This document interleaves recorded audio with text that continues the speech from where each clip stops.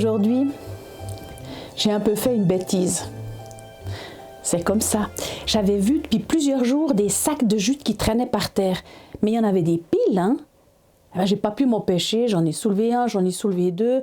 Puis je voulais regarder un petit peu comment ils étaient faits, s'il y avait quelque chose d'imprimé dessus. Je les ai secoués, mais ça a fait une poussière dans le grenier. Maintenant, j'arrive plus à la faire partir. Tant pis.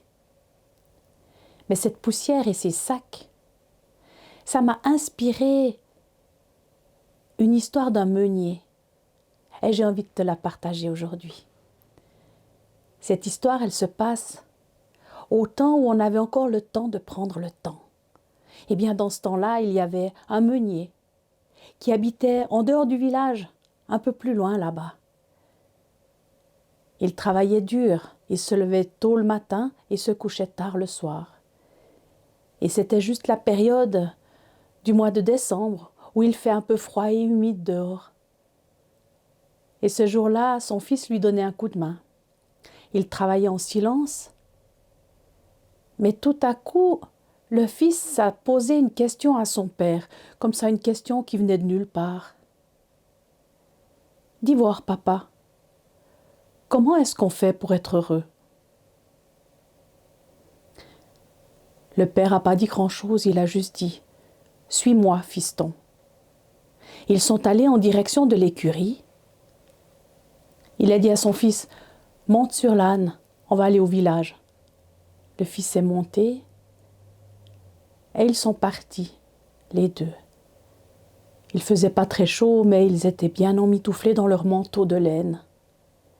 Et quand ils sont arrivés au village, il y a des gens qui ont dit « C'est incroyable, la jeunesse d'aujourd'hui. Le jeune, il est sur l'âne et puis il laisse marcher son vieux père.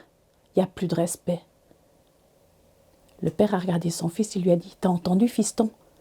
Rentrons à la maison. » Le lendemain, le père a invité son fiston à retourner au village. Mais cette fois, c'est lui-même qui est monté sur l'âne et son fils à côté. Ils sont arrivés au village et les gens ont dit « C'est fou ça. Ce père, il s'est mis sur l'âne alors que son fils, avec ses petites jambes, il marche à côté. Mais c'est le monde à l'envers. Normalement, c'est les petits qu'on met sur l'âne. » Le père a regardé son fils, il lui a dit « T'as entendu, fiston? Rentrons à la maison. »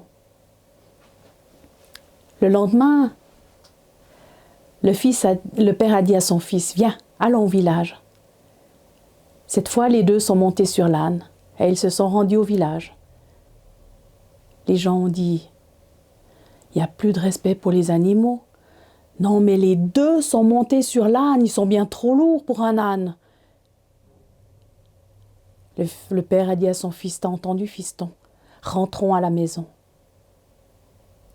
Et le jour suivant, le père a dit à son fils « Viens, allons encore au village. » Et cette fois, les deux ont pris des paniers, ils ont transporté la marchandise à pied à côté de leur âne.